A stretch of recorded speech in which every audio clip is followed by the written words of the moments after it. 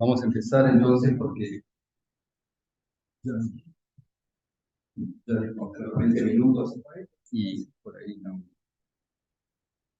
Bueno, el tiempo no nos ayuda, pero va a quedar grabado. Dicen que espera hasta y media. Bueno, están pidiendo.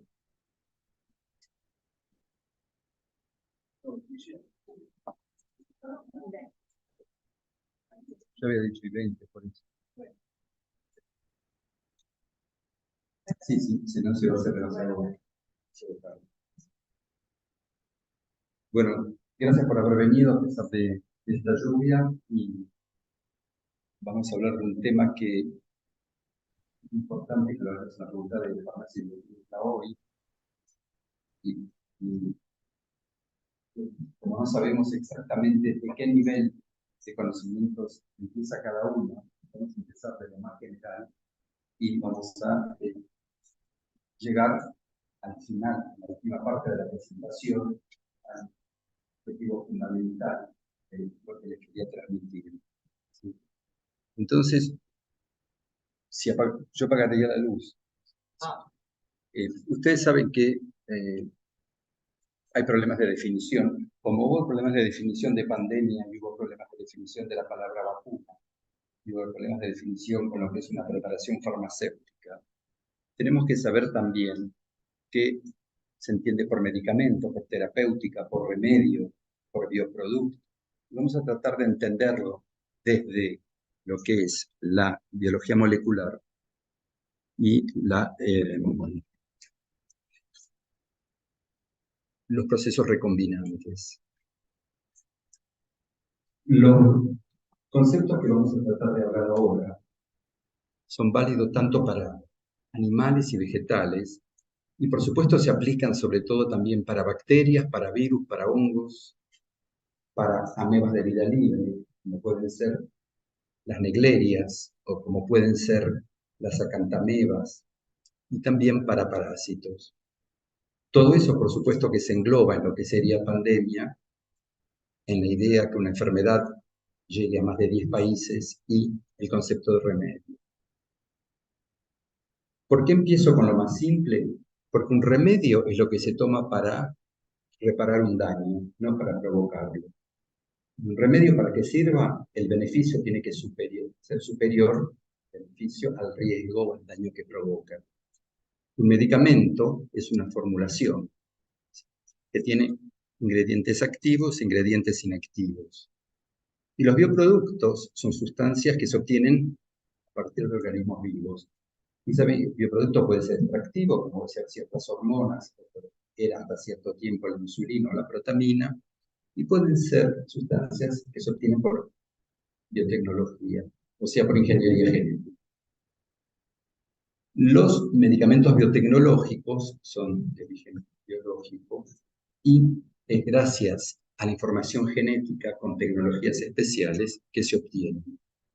¿Por qué hablamos de tecnologías especiales? Porque justamente lo que vamos a tratar de entender es cómo se manipula un gen para que se exprese y se obtenga un medicamento con la tecnología que uno vaya eligiendo. Pero lo importante que es esta idea, es que nosotros tenemos una base de datos, que puede ser el ADN o puede ser una base de datos informática, y tenemos una fábrica. La biotecnología utiliza como fábrica la célula. O sea, la célula, gracias al conocimiento de la cuestión fundamental, es a la cual se le va a dar información para que fabrique los moléculas. En cierto caso, la célula puede hacer proteínas, en otro puede hacer ácidos, o puede hacer ácidos prenucleicos o preácidos nucleicos, y vamos a tratar de entender. Entonces, ¿por qué esto se aplica hoy en la Facultad de Farmacia y Bioquímica? Porque la calidad, la seguridad y la eficacia de todos los biológicos dependen del material biológico de origen, la complejidad de la estructura y de los procesos tecnológicos de su obtención. Ahora, empecemos con la parte biológica, que ya la sabemos desde el colegio secundario, que una célula viva tiene en el núcleo ADN y fabrica proteínas. cómo funciona, porque el ADN se transforma en un mensaje que va al ribosoma para fabricar proteínas. Esto es el ciclo normal de la vida. Por supuesto que cuando hay un retrovirus, el retrovirus puede hacer que un ARN vaya para atrás. Y vamos a ver que en los riesgos, los efectos secundarios de las preparaciones farmacéuticas, por ejemplo de Pfizer o las de Moderna, que son ARN mensajero, puede existir también la posibilidad teórica que haya retrovirus endógeno que copien el ARN en ADN para el otro lado. Entonces, ¿el objetivo cuál es? Es que una célula se transforme en una fábrica, que un cultivo celular produzca algo que yo necesito. ¿Cómo se transmite? Si yo a partir de un elemento quiero tener muchos, o de un individuo puede tener familia, ¿cómo hago para que, o cómo es que se explica la transmisión de ese conocimiento? Bueno, yo por ejemplo quiero un factor de la coagulación, o quiero un anticuerpo monoclonal, o quiero alguna proteína. Entonces, esta célula, que es mi fábrica, tiene que producirla con un mensaje que yo le voy a transmitir. Este mensaje va a ir en un ARN mensajero que se exprese y que tengo que modificarlo para que sea válido en el contexto. ¿Cómo se puede explicar de manera fácil lo que se fabrica en biotecnología y para controlar? Yo tengo una computadora que sería la memoria genética y yo quiero que la impresora me imprima lo que yo necesito. Entonces tengo que modificar algo para que esta, digamos, impresora me imprima, ¿sí? Entonces, para poderlo modificar, primero tengo que entender cómo está estructurado el ADN. Para eso hay tecnologías específicas. Tengo que saber con qué cables se puede conectar la computadora a la impresora. O sea, cuáles son los factores y los cofactores de transcripción y de traducción, que todo eso, por supuesto, se pueden conocer y se pueden comprar en kit. Y todo eso me va a permitir fabricar lo que les comentaba, que es lo que uno estaba buscando. ¿Qué se puede hacer? Se puede obtener para terapia génica, genes, hacer biocatálisis enzimática, se pueden hacer animales transgénicos, hibridoma, y por supuesto, terapéuticas recombinantes con ADN. Y aquí lo que falta es fabricar ARN mensajero para las terapéuticas antitumorales, que es lo que era el objetivo inicial de los ARN mensajeros, que se diversificó y se utilizó para la prevención del COVID severo en personas vulnerables. O sea que el ARN mensajero se inyecta para que se produzca una proteína exógena, que se produzcan anticuerpos contra esa proteína y se proteja de las complicaciones severas. Entonces, tenemos células, tenemos plantas, bacterias, hongos, tenemos mensajes codificados, tenemos los cables, que son los cofactores que vamos a tratar de entender, y tenemos la impresora. Ahora, los cofactores de la transcripción dependen de qué es lo que uno utiliza. Si utiliza una levadura, una célula, ¿cierto? CHO, que es el cáncer de hámster, que es utilizado, por ejemplo, para fabricar el antígeno de la vacuna de la hepatitis B. Y todo ese tipo de material son sustancias que para nosotros serían, desde el punto de vista farmacéutico, materias primas que tenemos que conocer y tenemos que controlar. Entonces, lo que les quería comentar era eso, el título dice controles, es qué es lo que estamos usando y cómo lo podemos controlar. Entonces, ustedes tienen el disco duro, que es el ADN, tienen expresado aquí el mensaje, que va como ARN mensajero, y se puede utilizar esa información para dos cosas. La información sirve para fabricar proteínas, pero también se puede utilizar para utilizar la célula como fotocopiadora información genética, que sería fabricar ARN para hacer, por ejemplo, lo que inyectaron de Pfizer o de Moderna ustedes, que son preparaciones farmacéuticas a base de ARN mensajero, copiado de ARN. ¿Sí? Entonces tenemos un disco duro y a partir de ahí trabajamos. ¿Cómo se almacena esta información? Se almacena porque hay cadenas que son de azúcar fosfato. Es un polímero, como si fuera un plástico, pero es una cadena de azúcar fosfato, y en el azúcar se pueden ir pegando 4 letras, ¿sí? Adenina, timina, citosina y guanina, que lo sabemos en el ADN, o se puede, en el ARN, va cambiando y se pone uridina. Sobre la base de estas 4 letras está todo el mensaje de la información de la vida. Ahora, ¿qué pasa?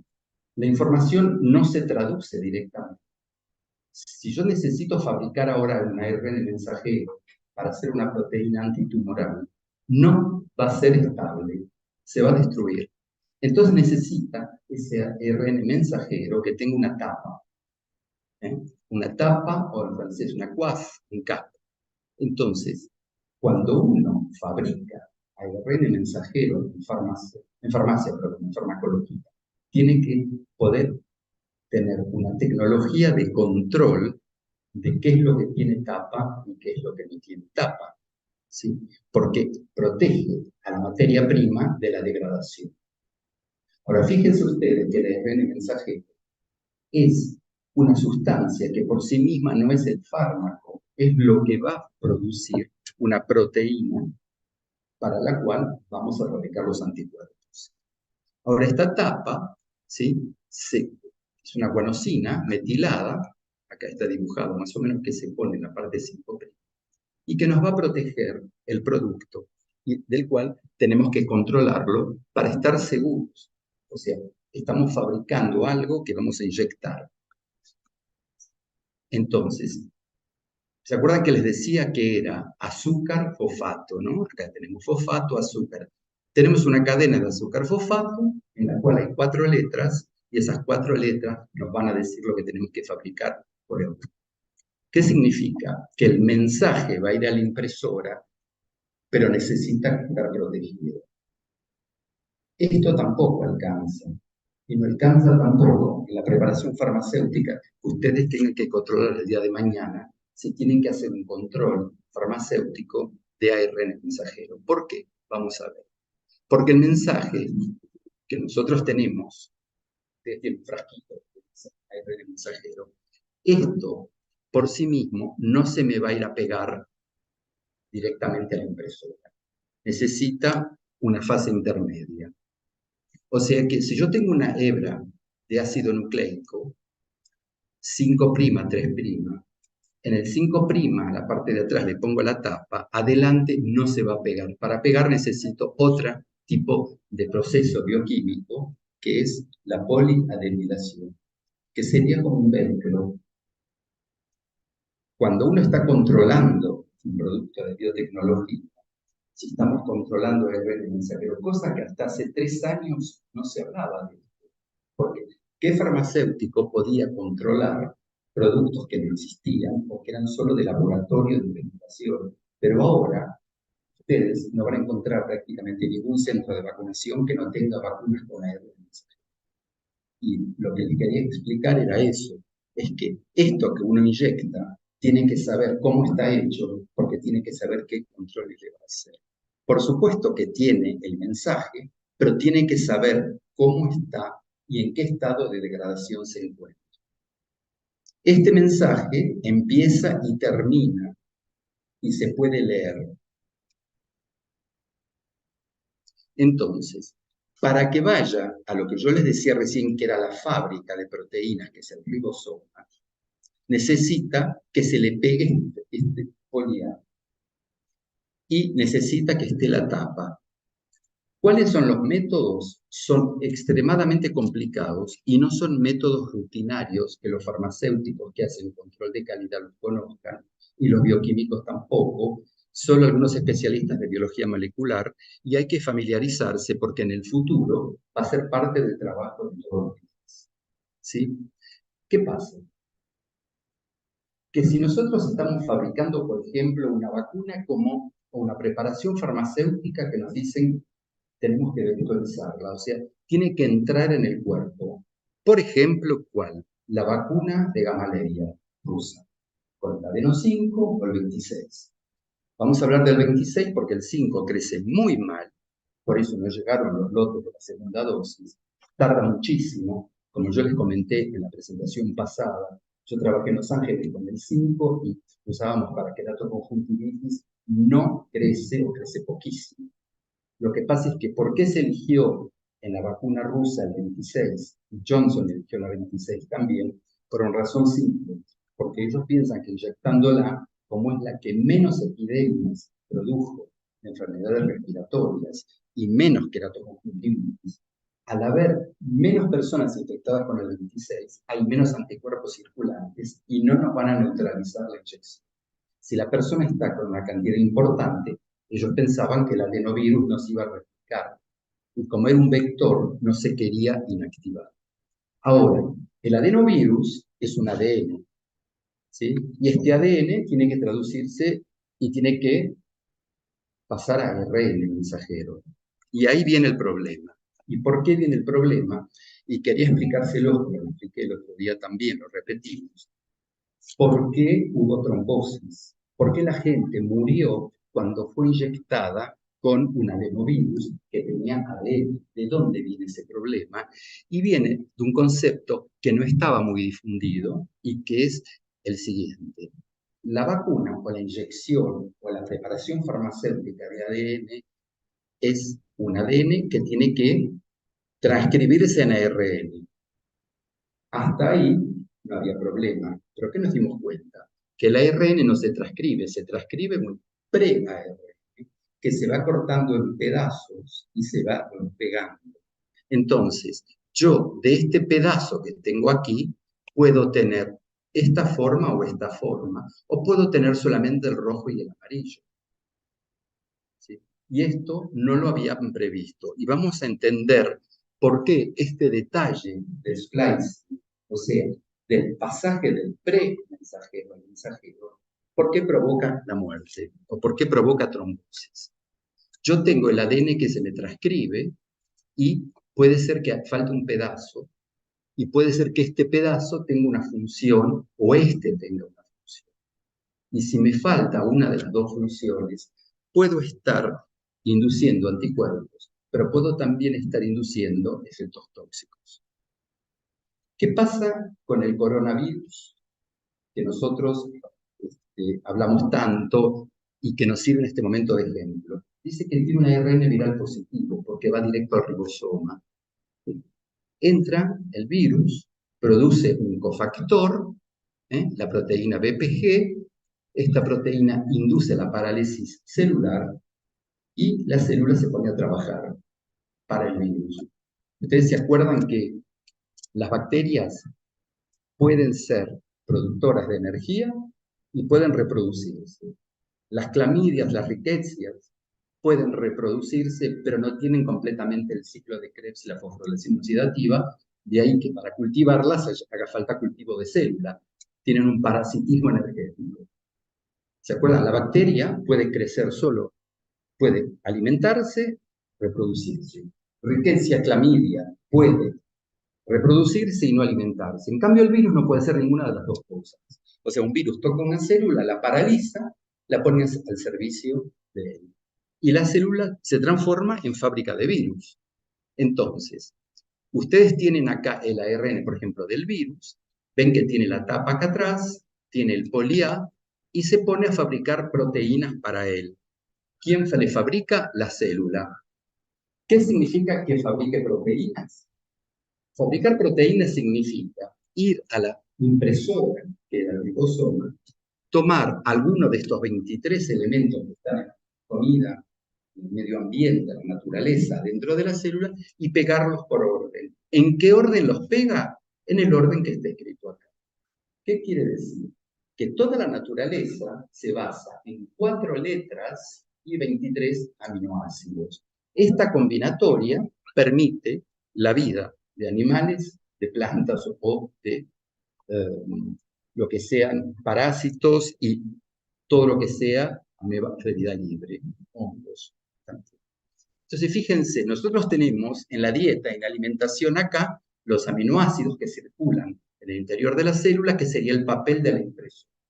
La impresora es el ribosoma y tenemos el producto que es la proteína. ¿Qué es lo que le entra a la impresora como mensaje? Le entra el mensaje para fabricar, por ejemplo, una proteína. Con el poli-A nos va a salir la proteína de la proteína.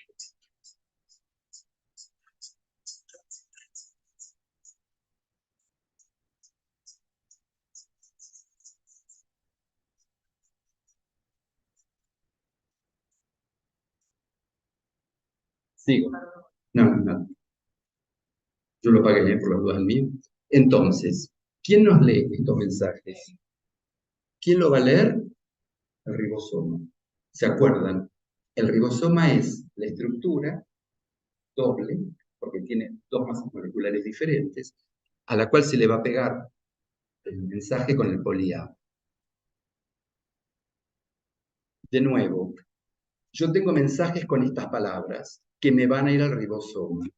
Y ustedes, como comentaba, si yo lo leo, acá tenemos palabras que parecen muy banales, pero son capicúa. Donde hay palabras capicúa, significa algo importante. Y en el gen hay que buscar varias cosas. Una es, ¿dónde está lo que dice empezar? ¿Dónde está lo que dice terminar? ¿Y dónde está lo que dice vos podés cortar esto? Entonces, ¿por qué expliqué esto? Porque las palabras capicúa están en los genes. Ahora, ¿se acuerdan que yo les decía que hay cuatro letras, perdón? Entonces, fíjense, yo tengo una computadora, me da palabras y me da letras y me da esta secuencia. ¿Cómo lo leo? Lo puedo leer de 3 en 3, empezando acá o acá.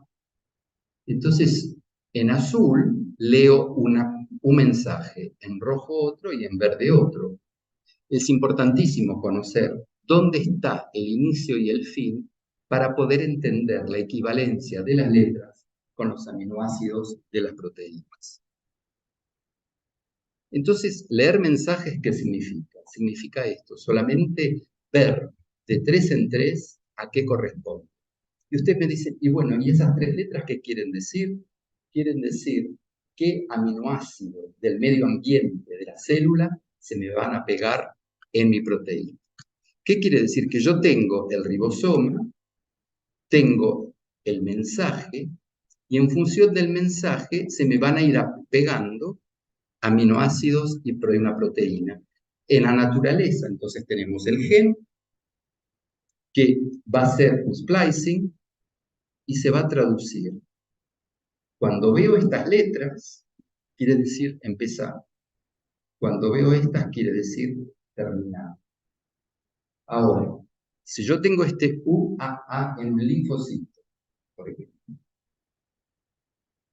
y este linfocito es de una persona que tuvo mononucleosis infecciosa y tiene la mala suerte de tener una LNE, que es una transcriptasa reversa, que le copia al revés, va a desarrollar probablemente un linfoma, porque tiene la posibilidad que el ARN se transforma en ADN y se meta en el lugar que dice stop.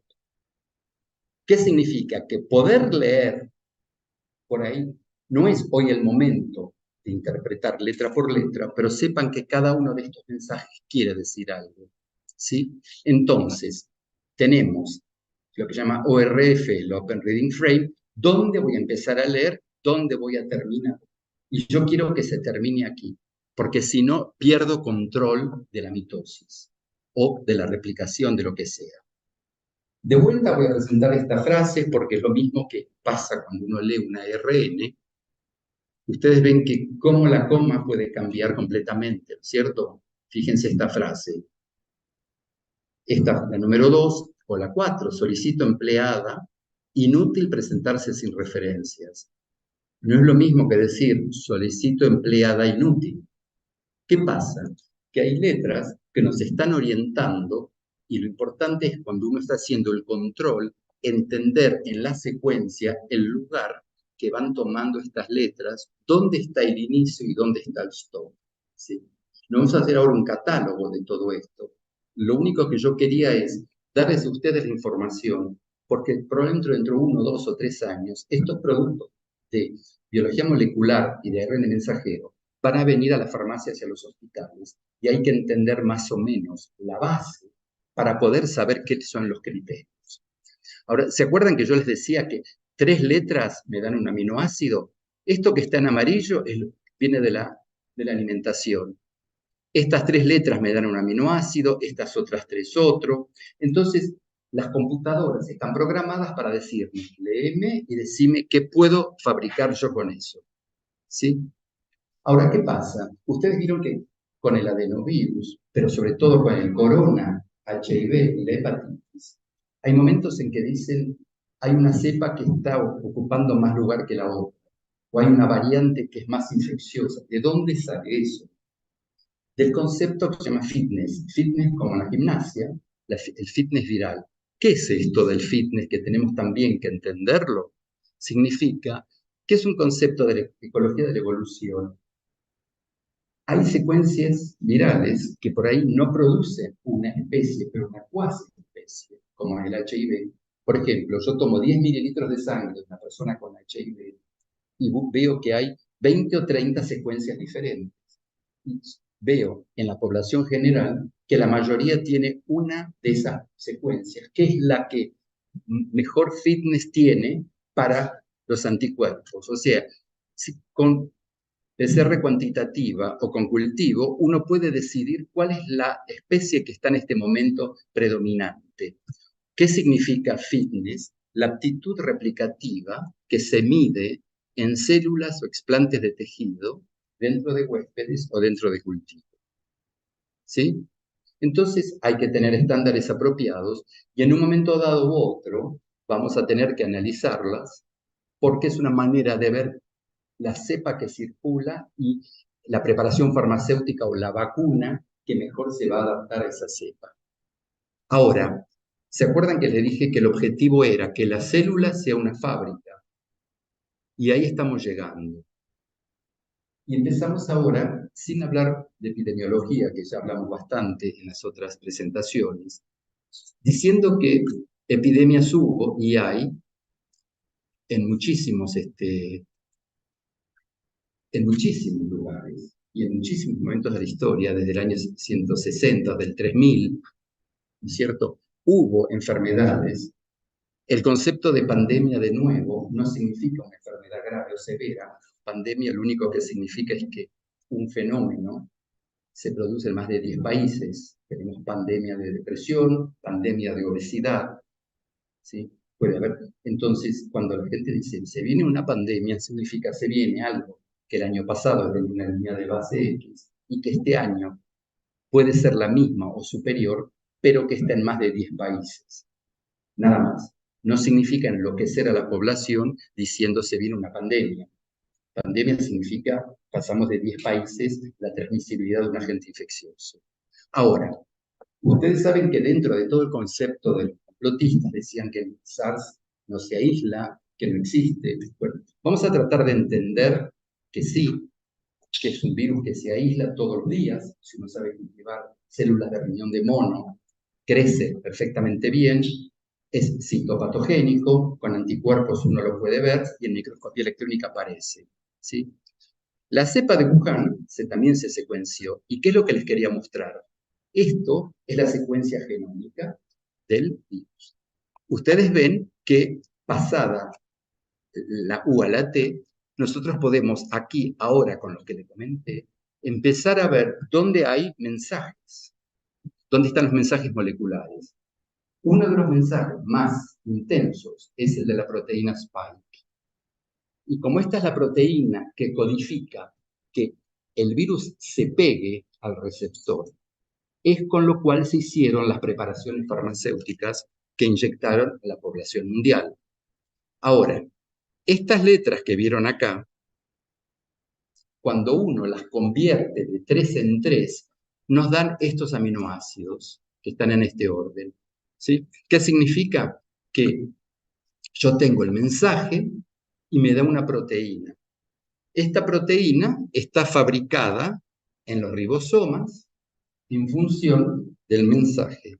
Y en lo mismo es para la proteína Spike. Entonces, las letras de las letras tomadas de 3 en 3 corresponden a alanina, arginina, asparagina. Entonces, uno en función de lo que la computadora le va dando como dato, puede más o menos crear la estructura secundaria de la proteína. ¿Sí? Entonces, ustedes ven que todo esto se aprende en química biológica, lo conocemos, lo sabemos, y para cualquier enfermedad viral o para cualquier tipo de situación que haga falta hacer un control, nosotros tenemos la posibilidad de verificarlo de esta manera.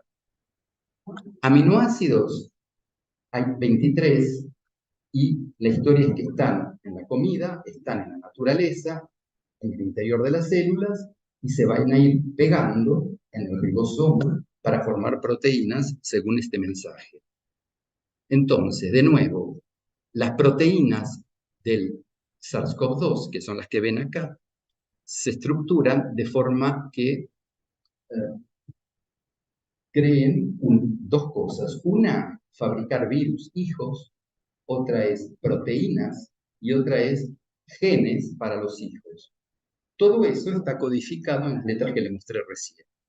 Entonces, ¿qué es lo que trae un virus como el corona dentro? Tiene mensajes que paralizan la célula, mensajes que lo ponen al servicio, que es otra proteína del virus, que está en las letras que les mostré recién, mensajes para que la célula le fabrique proteínas para el virus mismo, que fabrique mensajes para los hijos y proteínas para los hijos. Todo eso está en las letras. Y uno se pregunta, ¿por qué con tan pocas letras hay tantos mensajes? Y lo mismo pasa con el genoma humano. ¿Por qué uno puede encontrar miles de mensajes y menos cantidad de letras? Es por eso que les comentaba de leerlas de 3 en 3, o de leerlas y después cuando el mensajero se forma en splicing, va viendo combinaciones diferentes. Pero lo que hace de interesante la naturaleza es que con un número limitado de letras puede fabricar mensajes mucho más amplios que lo que uno puede prever.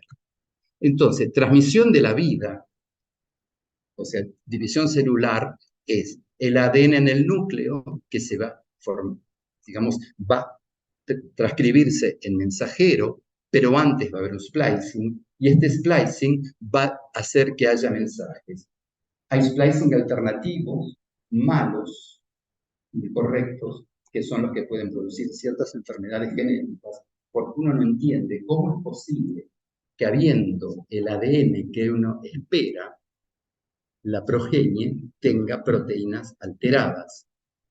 O sea, en el núcleo celular el ADN es el correcto, pero hay combinaciones de splicing alternativas incorrectas que hacen que se cortó mal y la proteína es incorrecta y no cumple su función. ¿Sí? Entonces, la replicación se inicia que el primer gen, que es de la replicasa, se traduce. ¿Sí? Bueno, este es el esquema típico. Un virus se le pega a la célula, suelta el ARN, puede hacer varias cosas. Puede fabricar proteínas para la célula o puede fabricar estructurales, perdón, o puede fabricar genes para los hijos. Entonces, llegamos al momento en que estamos traduciendo, pero sin embargo, si yo en lugar 614 de la lista de todas esas letritas que les di, cambio la letra D y le pongo una G,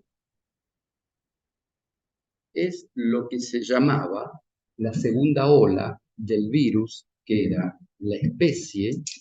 ¿Se acuerdan que decía, apareció un virus que es más infeccioso que el otro? Bueno, ¿por qué? Porque tengo una fitness, cuando lo cultivaban, si en vez de hacer 10.000 partículas virales, hacía 200.000. Entonces, ese virus que se creía que era el mismo que el inicial, se dieron cuenta cuando hicieron la secuencia que había una sola letra cambiada, y al estar cambiada esa letra y era en el lugar de que se fija el receptor, se pegaba más.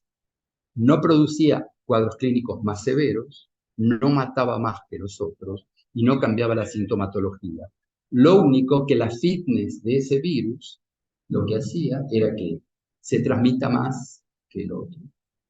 Entonces ven que todas estas ideas generales de biología molecular nos sirven para poder entender lo que escuchamos y leemos. Pero ahora vamos a tratar de ver que si nosotros ponemos en el programa las secuencias que vamos aislando, vamos viendo, por ejemplo, acá esto es rojo. Ven que hay algunas letritas que cambian y uno empieza a ver en qué ciudad apareció. ¿Es una especie nueva? ¿Es un mutante? ¿O un mutante es una variante? Y variante significa que en una de las proteínas hay muchas letras que son diferentes. Entonces, ¿qué es una variante? Es algo que tiene letras que cambian. Solo eso por ahora. Ahora, ¿se acuerdan que nosotros hablábamos de que el ARN tiene que copiarse en ARN para los hijos? Hasta ahí me siguen. Bueno, ¿qué pasa si uno se equivoca y pone letras que no van? ¿Qué quiere decir? Que si yo tengo un mensaje y me equivoco en una letra o en dos letras, puede ser que el mensaje que yo transmita a la progenie viral que me sigue sea distinto. No vamos a entrar en detalles técnicos específicos, pero la enzima que copia la ARN polimerasa, ARN dependiente viral, se equivoca y se equivoca mucho. Entonces, cuando uno analiza secuencias virales, se da cuenta que un paciente no tiene especies virales, pero cuasi especies. Sobre todo con el HIV, uno a veces encuentra 5, 6, 7, 8, 9, 10 cosas diferentes en la GP41. ¿Sí? O encuentra lo mismo en otras estructuras virales. ¿Qué quiere decir? ¿Hay errores de mensaje, errores de comunicación? ¿O es que la enzima que nos copia no es una fotocopiadora? Va tomando letras, las va pegando y se equivoca. ¿Sí? El ejemplo es una mano derecha que va agarrando y va pegando, y algunas se escapan y otras pegan. Entonces, la ARN polimerasa, ARN dependiente, nosotros en biología la llamamos los reyes de los errores, porque cuando ustedes tienen 1000 letras siempre hay una que se equivocó. Es decir, de 1 a 100.000, pero generalmente uno puede hacer un promedio de 10.000, cada 10.000 letras hay letras diferentes. Ahora, si se equivoca en un lugar en el que el virus se va a pegar, este virus va a ser menos infeccioso. Si se equivoca en el lugar que el virus se va a pegar, en el cual le cambia la afinidad por el receptor, vamos a tener un virus más infeccioso porque se van a hacer las constantes de afinidad. Y si se equivoca en un lugar en el cual hace que el virus no se pegue, la especie viral va a desaparecer solita. ¿Me entienden que estos errores pueden hacer que haya mutaciones o variantes perjudiciales o variantes que sean más virulentas o más transmisibles? De nuevo, como lo digo en el libro de la gente y los microbios, los virus no tienen cerebro, ni las bacterias tampoco. No hay intencionalidad. El virus, la bacteria no va a decir, mañana voy a mutar, voy a cambiar porque tengo ganas. No. Las enzimas se equivocan y algunas de las especies que van a nacer tienen una fitness, o sea, tienen la capacidad de reproducirse mejor que las otras. Pero no es que lo deciden, es propio a la vida. Toda la copia de ARN en ARN trae errores y trae cuasi especies, ¿sí? Entonces, de nuevo, son errores en la copia, errores en la comunicación. Dijimos que no trabajamos con fotocopiadoras, que la ARN polimerasa dependiente de ARN, que es la que el virus este necesita para replicarse, tiene más o menos hay que calcular que cada 10.000 letras hay seguro que hay un error. Y además, ¿por qué? Porque virus de ADN pueden tener una exonucleasa que corrige. Este no codifica ninguna exonucleasa correctora. Con lo cual, ustedes lo cultivan, empiezan a secuenciar y encuentran muchísimas variantes en el mismo paciente, en una misma muestra. No significa que sean especies diferentes o variantes diferentes, pero sí que el hecho de que la enzima se equivoque tanto hace que haya este problema de copias distintas. ¿Por qué lo insisto tanto? Porque el día de mañana, si un farmacéutico va a trabajar en un laboratorio que haga de este tipo de productos y tenga que secuenciar, tiene que saber muy bien qué es lo que va a haber en un frasco.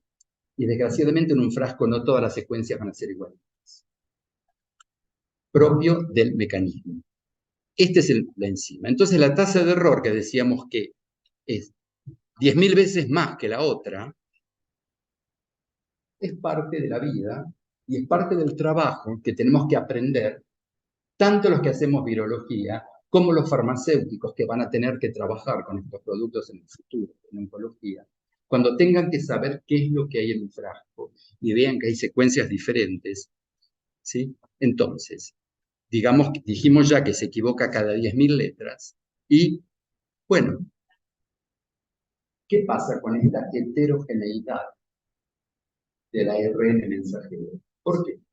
Porque yo estoy fabricando para, por ejemplo, el laboratorio Pfizer o para Moderna, o un tratamiento oncológico. Y van a aparecer secuencias distintas, porque yo utilizo enzimas.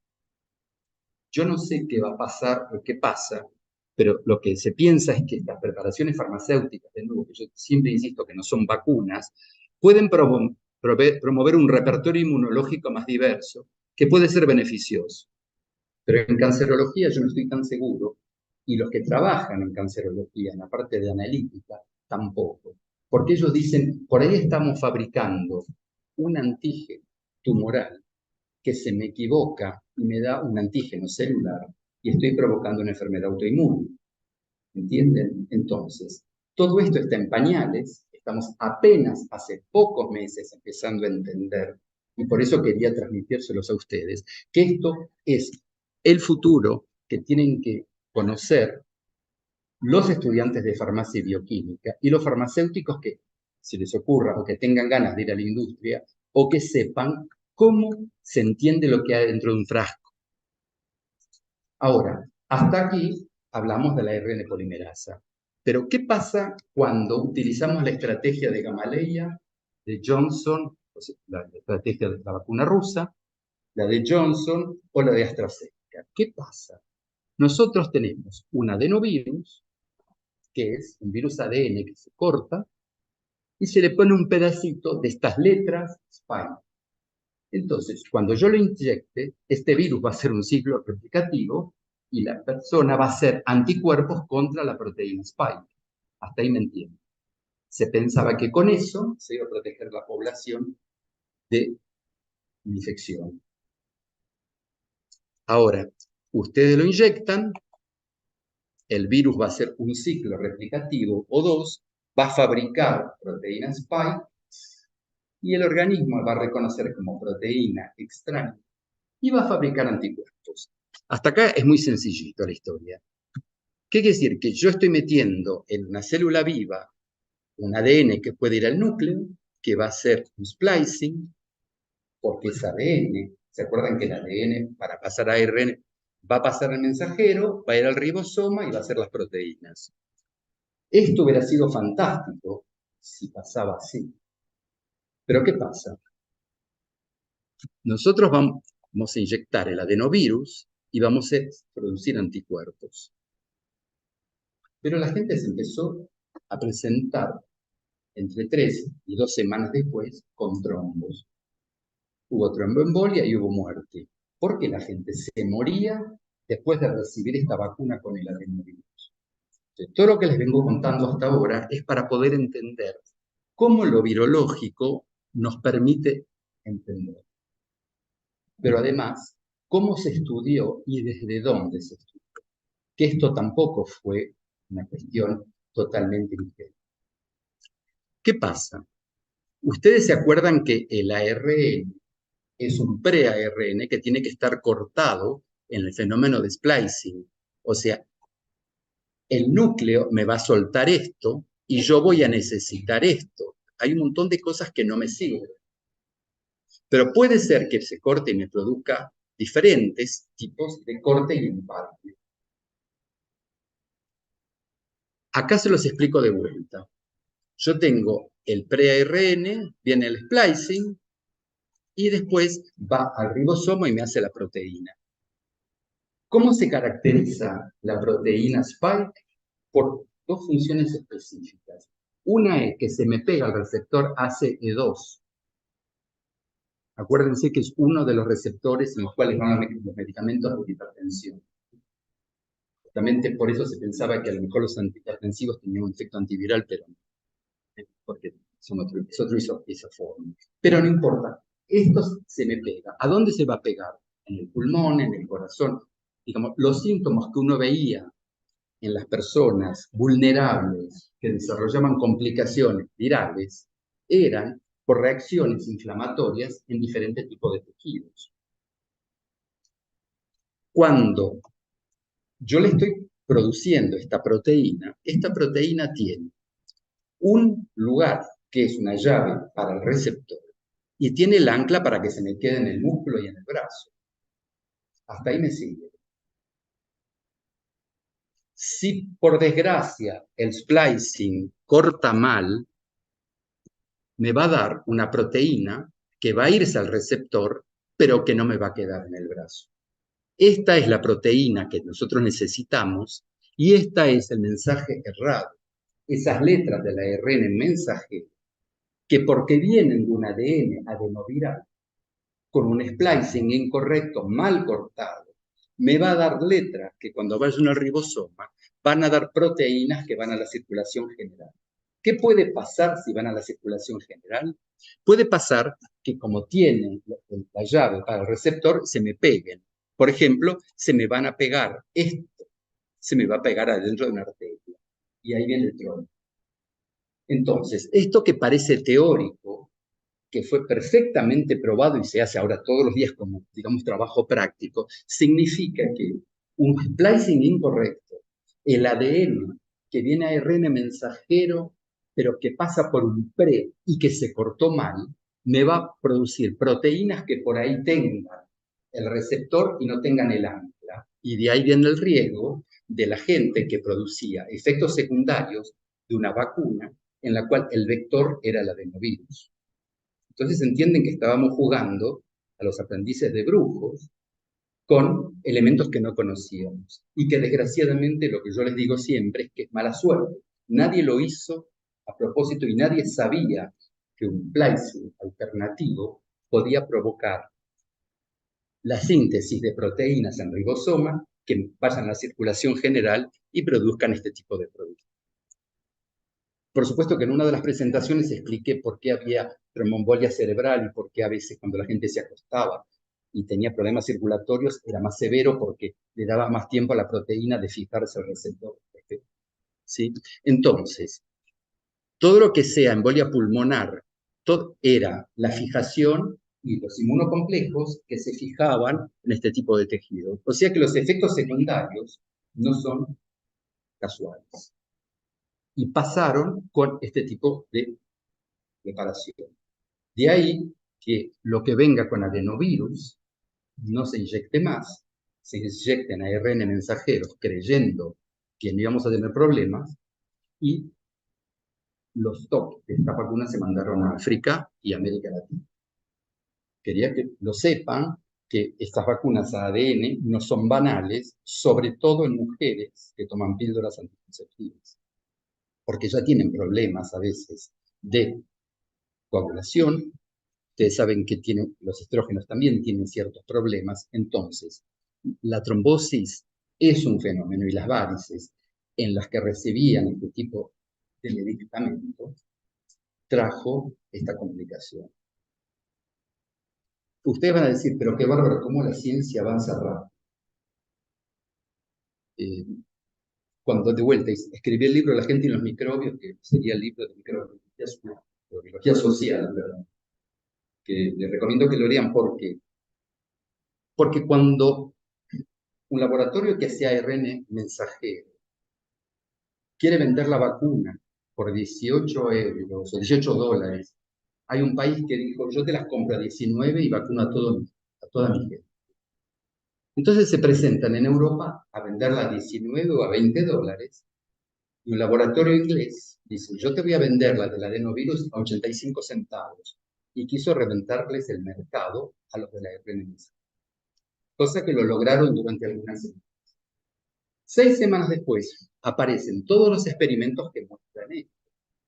Y la pregunta que yo me hago es, ¿cómo se hizo para estudiar splicing alternativo, modelos animales en 5 semanas? Había 30 o 40 investigadores todo el día estudiando cómo destruir o cómo explicar la trombosis.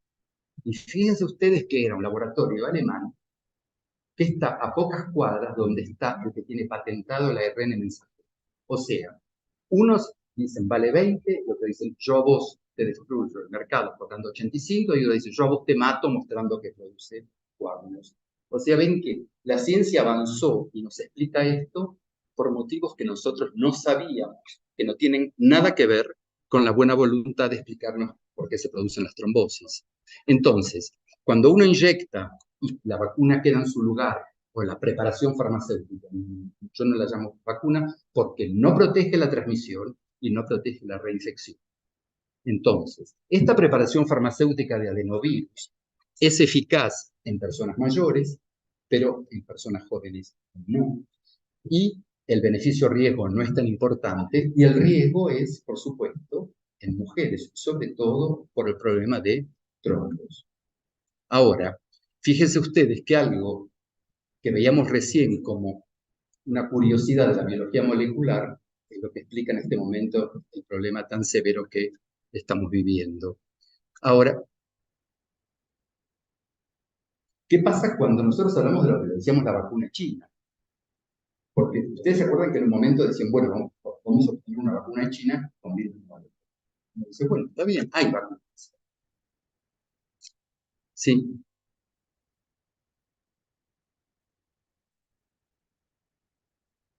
¿Qué pasó con esto? Ustedes tienen frascos de cultivo celular, ¿cierto? Células de vero, ¿no? Riñón de mono.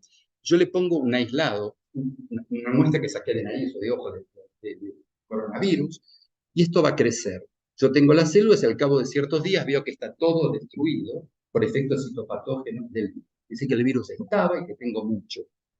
Es como si yo digo, bueno, voy a plantar zanahorias, papas, en un campo y después voy a recolectar esto. Así es el concepto de la vacuna china. Tengo células, le pongo el virus y se acabó la historia. Tengo virus. Este virus, que yo imaginen que fueran zanahorias, que me está produciendo estos efectos, yo los recojo como la zanahoria. Pero ustedes ven que está sucio, tiene tierra y tiene hojas. Este virus también tiene restos de medio de cultivo, tiene ADN residual de la célula vero, tiene membrana celular del riñón y tiene un montón de componentes que lo que yo quiero es que esta zanahoria sucia me dé un frasquito con zanahoria limpia. Entonces, tengo que estar seguro que el método me eliminó todos estos productos. Como por ejemplo, ¿cuál es la concentración de ADN residual de células humanas en la vacuna china? ¿Y con qué método se mide? Es una pregunta que uno se puede hacer. ¿Cuál es la carga viral por PCR cuantitativa? Y si a usted le dicen que es microgramos, dicen, ¿pero microgramos de qué? ¿O nanogramos de qué? Entonces, esta idea podría ser muy buena, como la del adenovirus, pero no faltan elementos. ¿Sí? Yo no sé si está limpia y yo quisiera que todos los farmacéuticos puedan, en cualquier lugar del mundo, sacar del aeropuerto un frasco, controlarlo y decir, hay membranas, hay ADN de estas células, en la cual todo esto son células con medio de cultivo. Después dicen que no le iban a poner suero de vaca fetal, pero le iban a poner componentes de la levadura para que no haya derivado de la vaca, porque se acuerdan la historia del periónimo. Entonces, no había derivado bovino. Pero bueno, ¿qué hay acá? ¿Que lo voy a poner en el frasco? No lo sé. Entonces, de nuevo, yo tengo mis células, las infecto, esto está lleno de coronavirus, lo recojo y lo purifico. Ojalá esté limpio. Yo no lo sé. Y por supuesto, vimos lo que pasó con la vacuna rusa, lo que pasó con Johnson y con la inglesa de AstraZeneca. Vamos a ver qué pasa con esta tecnología del ARN mensajero. Pienso que ahora ustedes entienden más o menos que lo que estamos haciendo es inyectando un ARN mensajero que tiene que tener la tapa de atrás. ¿Se acuerdan que dije una tapa que si no, no va a andar? Y poliadenilado para que cuando no le inyecta vaya al ribosoma. Pero tenemos riesgo de que se destruya, entonces le ponen polietilenglicol para proteger. Entonces, si estamos en la Facultad de Farmacia y Bioquímica, o estamos en una institución médica, y decimos cómo se fabrica y cómo se controla lo que estamos inyectándole a la gente. Entonces, ¿cómo se hace esto? El virus este se va a copiar y se va a poner en una fábrica de ácidos nucleicos. ¿Qué significa? Que yo lo copio y lo pongo en un plásmido. ¿Qué es un plásmido? Es un pedazo de ADN, lo pongo adentro, hay un kit, lo compro, y me va a empezar a fabricar gran cantidad de ARN mensajero.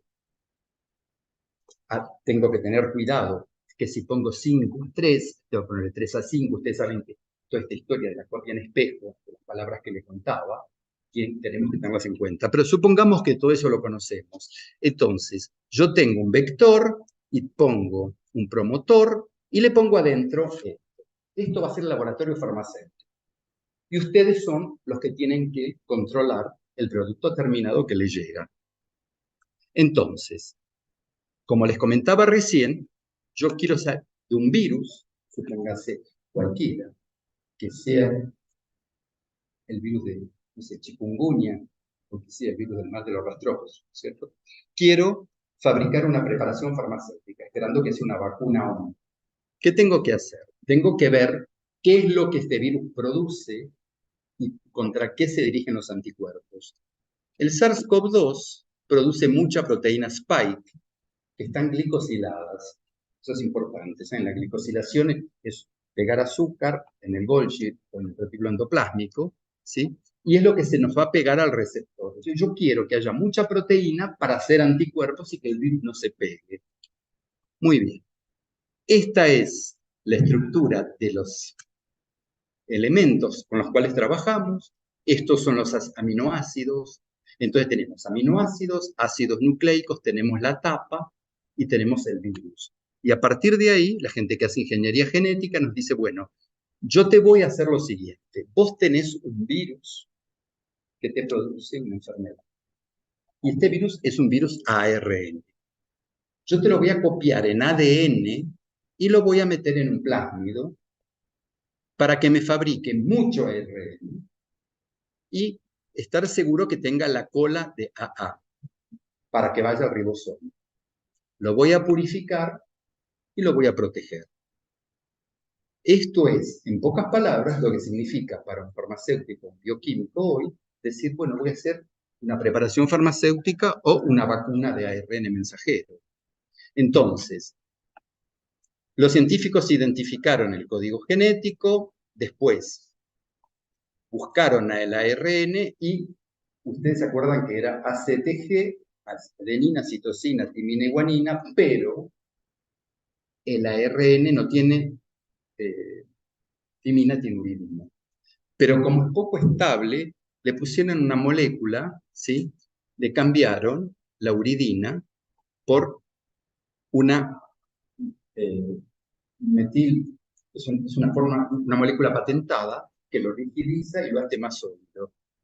Y después le ponen un poco de lípidos alrededor y polietilenglicol y con eso se hace la preparación de Pfizer y de Moderna. Entonces, de nuevo simplificando, tenemos la secuencia del virus, tenemos el gen de la espícula, vemos donde hay un auge que empieza y vemos dónde está escrito lo de la espícula, lo vamos a insertar en este plásmido. Este plásmido, que es una fábrica de genes, porque es una fotocopiadora, nos va a copiar genes, que son ARN, y esa va a ser la inyección que le vamos a dar a la gente. ¿Sí? Perdón. O sea, yo tengo un agente infeccioso, después se dice, buscamos la librería de ADN complementario, que sería lo que le vamos a poner al plásmido, lo pongo en un sistema de expresión que puede ser bacteria y lo purifico. Entonces, yo lo que estoy hablando acá es qué mensajes moleculares se utilizan para esta transmisión y qué es lo que tenemos que entender que se hace. Ahora, la adición de la tapa se produce que la molécula de ARN en crecimiento tiene 25 nucleótidos. Sin tapa es inestable. Entonces, en los ensayos de estabilidad hay que estar seguro que la guanosil, la transferasa, le pega el metilo. ¿Sí? Entonces, el ARN necesita tapa y poliadenilación y el farmacéutico responsable del control tiene que verificar que estos fenómenos se hayan producido de manera correcta. Entonces, cuando uno separa las dos hebras del plásmido, va copiando y el objetivo es que de un virus tengamos un frasquito que algunos lo llaman vacuna, que yo lo llamo preparación farmacéutica, y lo que se hace es solamente fotocopiar el gen spike e inyectarlo para que la gente haga proteínas. ¿Sí? Ustedes ven que con el bioreactor esto es muy sencillo, se hace de manera totalmente calibrada, no hay ningún tipo de problema hoy para hacerlo si uno tiene la buena secuencia. Y, de nuevo, la transmisión de la información es ADN, proteína. El problema de AstraZeneca, Gamaleya y de los de AstraZeneca y Johnson era el splicing por la proteína que nos daba, que van todas al ribosomo. Y Moderna y Pfizer es un ARN mensajero que va directo al ribosoma porque tiene la tapa y tiene el poli-A, y vamos a hacer anticuerpos que en principio tendrían que ser inmunizados o inmunizantes.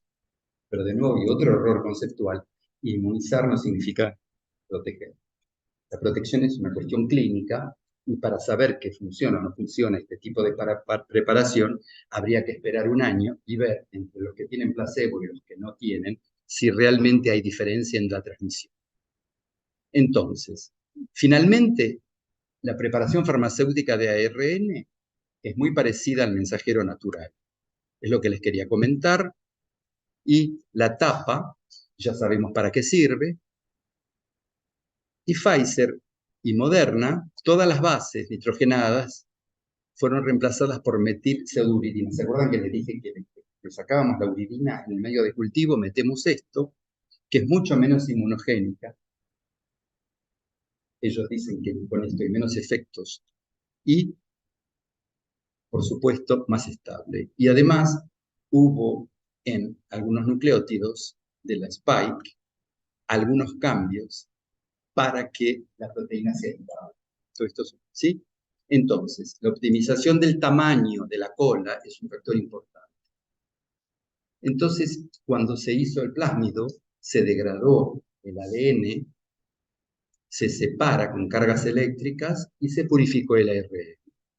En escala de laboratorio, se destruye el ADN que había del plásmido y con estrategias cromatográficas se hace a gran escala.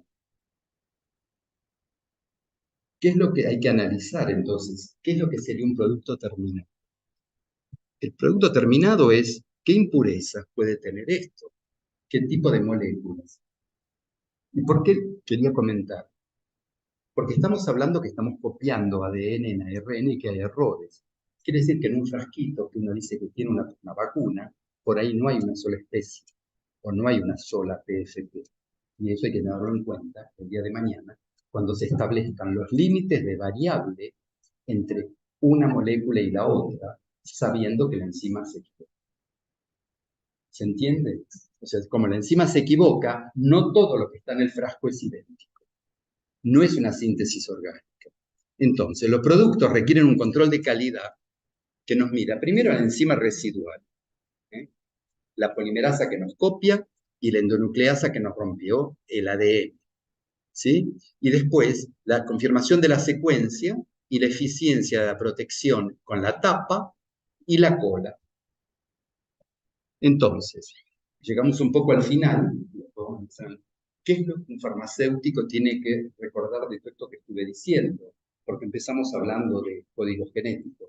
Bueno, sí, acá hay letras, hay proteínas y estamos inyectando ARN. Y van a venir ahora estas preparaciones nuevas, farmacéuticas antitumorales, que van a expresar genes de ciertas proteínas. Inclusive se están utilizando protocolos para melanoma y para diferentes tipos de patología cancerosa, en la cual se va a inyectar ARN. Por ahora, parece que esto no nos toca de cerca, pero nosotros tenemos que saber cuál es la pureza. Después, ¿cuál es la secuencia? Tenemos que poder leer las letras. ¿Cuánto tiene la cola? Y si la tiene o no la tiene, porque si no, estamos metiendo un producto que no sirve para nada. ¿Funcionó la tecnología para ponerle el capping, la tapita? ¿Quedó ADN del plásmido y de las células en las cuales lo cultivamos? ¿Cuánto hay de ácidos nucleicos? ¿Qué grasas hay? Porque le ponemos polietilenglicol y grasas para protegerlo. Y después, ¿cuáles son las impurezas?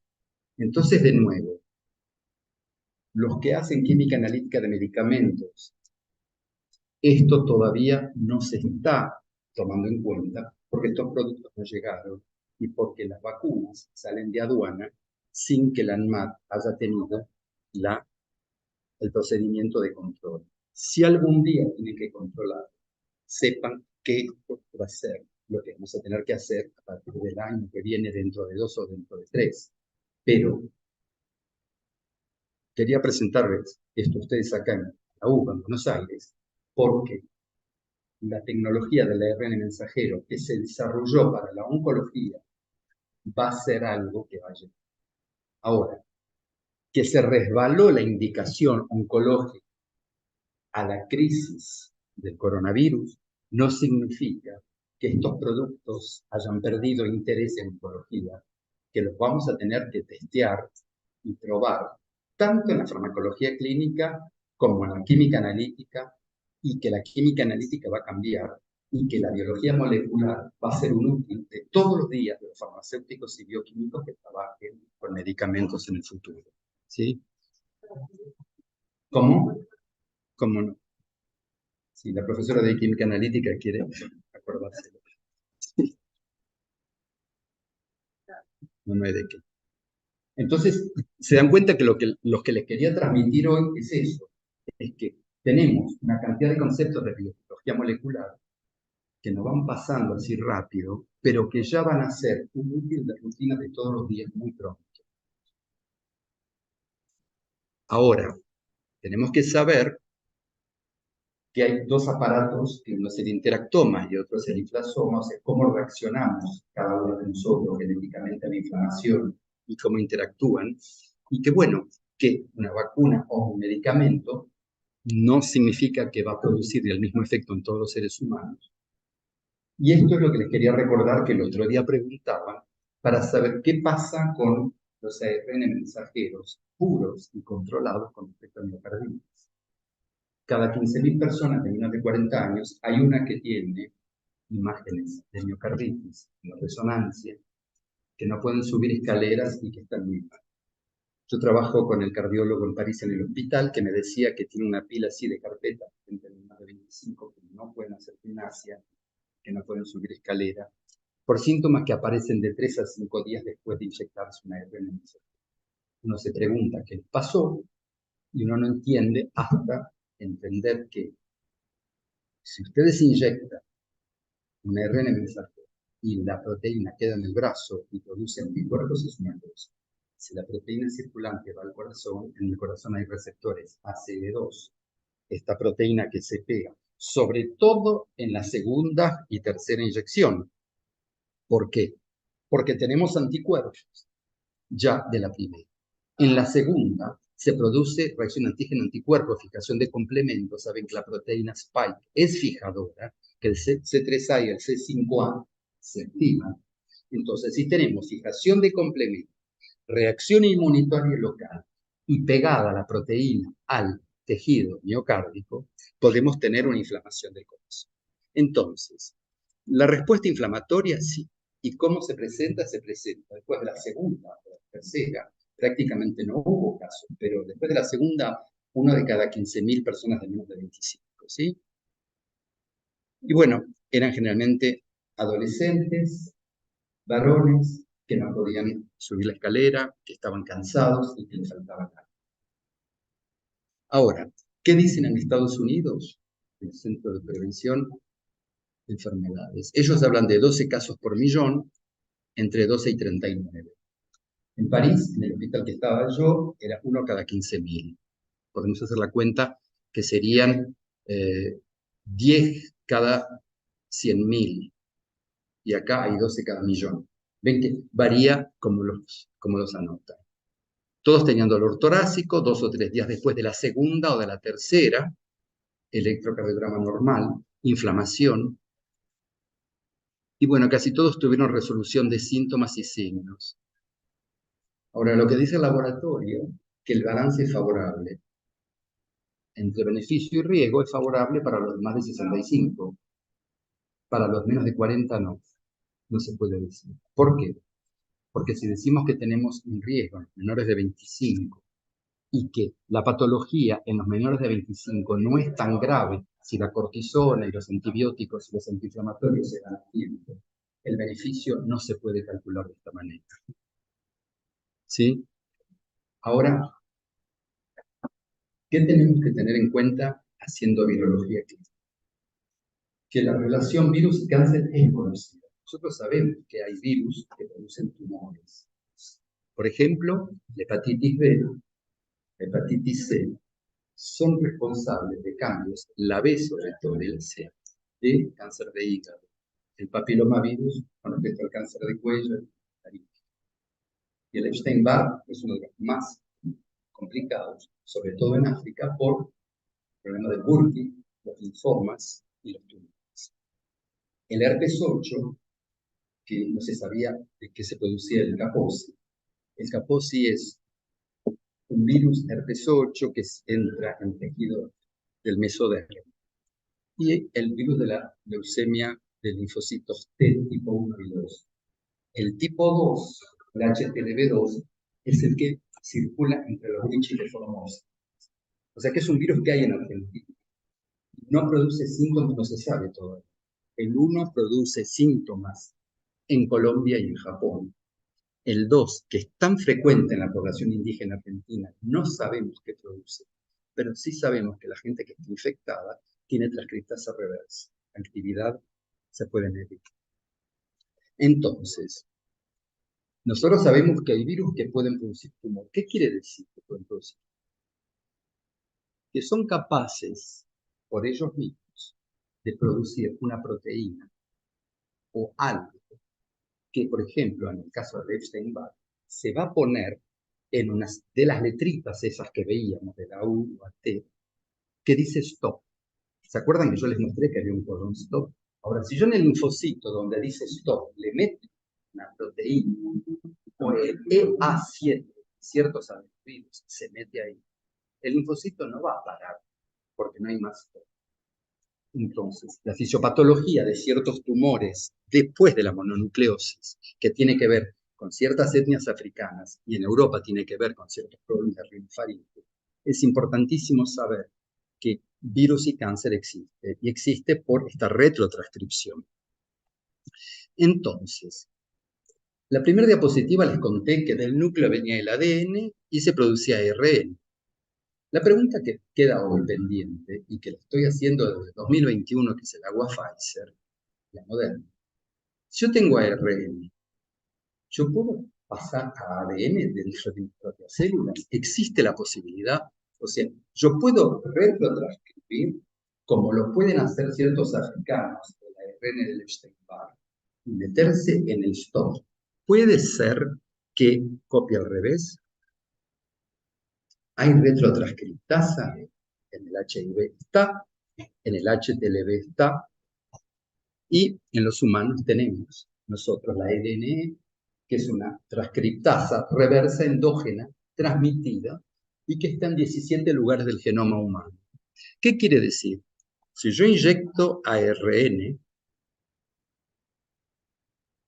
¿puede meterse en el ADN? La respuesta es, solo se puede saber 15 años después, que es el tiempo que tarda máximo una mononucleosis en transformarse en célula tumoral. Me dicen, pero estás alertando por nada.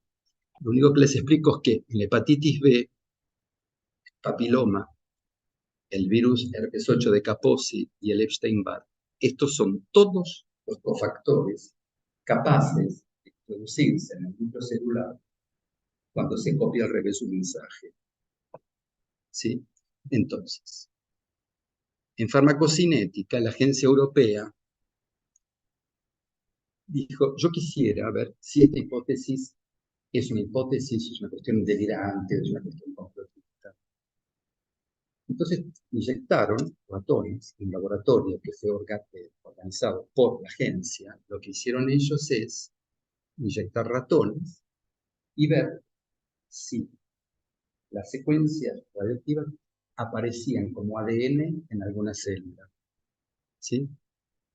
Y quisieron ver a las 8:48 horas después de inyectar qué pasaba.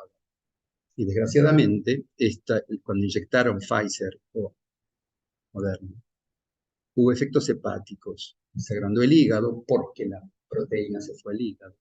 Hubo aumento de niveles de gamma GT. ¿Se acuerdan que la gamma GT es una de las enzimas que marca alcoholismo y marca sufrimiento hepático? Aumentaron las transaminasas y las fosfatasas, y todo en mecanismos endógenos. Entonces, de vuelta, seguimos jugando a los aprendices brujos, porque no sabemos todavía, hasta dentro de 15 años, si sí o no esto se puede copiar al revés. Ahora, hay un retrotransposón humano, se llama el Line 1, la tenemos todos esta transcriptasa, no sabemos por qué no funciona de manera diferente. Es un transposón activo en los humanos y además se copia a sí mismo. Y bueno, hay secuencias en 17% del genoma humano, podemos encontrar letras que si se pegan pueden hacer una transcriptasa reversa. Ahora, la conclusión de los estudios europeos de hace muy pocos días es que el ARN mensajero con el código que es Flaquito Pfizer, o Moderna, pueden transcribirse en ADN en una línea tumoral de hepática. ¿Por qué? Porque entran las células y se copió al revés. Entonces, son efectos hepáticos que por ahora son reversibles, pero que hay que tenerlos en cuenta. ¿Qué pasa? Que nosotros vimos que teníamos el AUG, que era el codón de iniciación. ¿Se acuerdan que les dije que el codón stop? El codón stop frena la traducción de los ribosomas. Yo no sé si este ARN va a producir algo por sí mismo y me bloquea el stop. No lo sé y no lo sabemos. Además, tenemos en ciertos casos que la inserción en lo que nosotros tenemos genes que regulan la mitosis. Se llaman oncógenos o proto-oncógenos. Están bloqueados. ¿Sí? Ahora, ciertos cánceres especiales, sobre todo ectodérmicos, como ciertos cánceres de pecho, tienen en el ADN el oncógeno bloqueado. Entonces, el problema es, yo tengo un proto-oncógeno que está totalmente bloqueado. Si yo le meto algo que me lo desbloquee, estoy desregulando. Esto se consigue en virología en varios modelos experimentales. ¿Es un problema? No lo sabemos. Pero fíjense, yo tengo un proto-oncógeno y yo quiero saber que me está controlando la mitosis celular, por ejemplo, de los linfocitos. Este protoncógeno, si yo lo bloqueo, no tengo control celular. Esto es lo que a mí me preocupaba al principio de saber. Sí, estas preparaciones, ¿qué va a pasar dentro de 15 años? No lo sabemos. Son utilizables, sobre todo, interesantes, en oncología, y para la cuestión de prevención de un virus respiratorio, no sé hasta dónde está el beneficio y el riesgo, lo tenemos que saber. Pero ven que tenemos letras que nos dicen dónde empezar, letras que nos dicen dónde terminar, y el problema es que ¿se puede copiar al revés? No lo sabemos. Pero acá tenemos que ciertas verrugas genitales pueden llevar al cáncer, ¿cierto? Uterino, como el HPV, la mononucleosis puede traer cáncer faríngeo, el herpes 8, Kaposi, la hepatitis B, cáncer de hígado, y ciertos adenovirus pueden ser ciertos, sobre todo la proteína EA1, ciertos adenovirus producen una proteína y sueltan. Entonces, sabiendo todo esto, tenemos que estar muy, muy, muy bien sensibilizados, sobre todo farmacia bioquímica, porque si tenemos que hacer farmacocinética, después tenemos que hacer farmacovigilancia, saber qué significa un efecto secundario a largo plazo. ¿Sí? Entonces, yo tengo acá un codón stop, pero si yo lo quemo, el coche no para. Y esto es lo que yo tenía un poquito de miedo. Entonces ustedes ven que solamente el Epstein-Barr, cuando se copia al revés, puede producir diferentes tipos de tumores. Y es un virus banal, tuvimos casi todos con mononucleosis. Y por suerte, no se nos metió en ningún gen regulador. Ahora, los africanos sí. ¿Y por qué? Todo esto no es de vuelta porque hay que por el pánico, sino para decir que por nuestra historia todos somos diferentes. Todos tenemos un genoma distinto, metilado de forma diferente, lo que ahora se llama epigenética. Pero además, hay gente que se infecta y gente que se infecta poco porque tiene menos receptores a ciertos agentes infecciosos. Ya sabemos que hay un montón de enfermedades que la cantidad de cerraduras que se abren con los microbios pueden variar de 100 a 100.000, gente que está todo el tiempo resfriada. Pero además la respuesta inflamatoria al inflasoma, hay gente que, ustedes saben que la cantidad de sustancias que producen los glóbulos blancos proinflamatorias dependen de cada uno, la respuesta inmunitaria también, ni hablar de los tratamientos. Por ejemplo, hay tratamientos para ciertas micosis profundas, ciertos azolados, el voriconazol que puede producir hemorragias o puede producir problemas cardíacos severos. Entonces, cada persona va a reaccionar diferente a la infección. Cada persona se va a inflamar de manera diferente y cada persona va a reaccionar de manera diferente al tratamiento. Por ejemplo, algo parecido con la ciclofosfamida, con ciertos inmunosupresores, que tienen que saber que hay chiquitos que están con cierto tratamiento inmunosupresor y el medicamento no les hace nada. Y a otros puede matarlos de hepatitis tóxica porque se transforma en veneno. Entonces, ven que generalizar, si somos todos diferentes y estos son parámetros diferentes, tenemos que tener en cuenta que estos mensajeros pueden copiarse o no.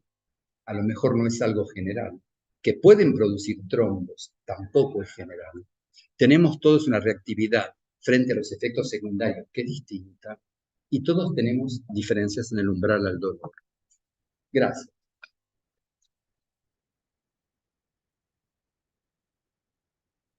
Bueno, a pesar de la tormenta, estamos acá. ¿Tienen preguntas?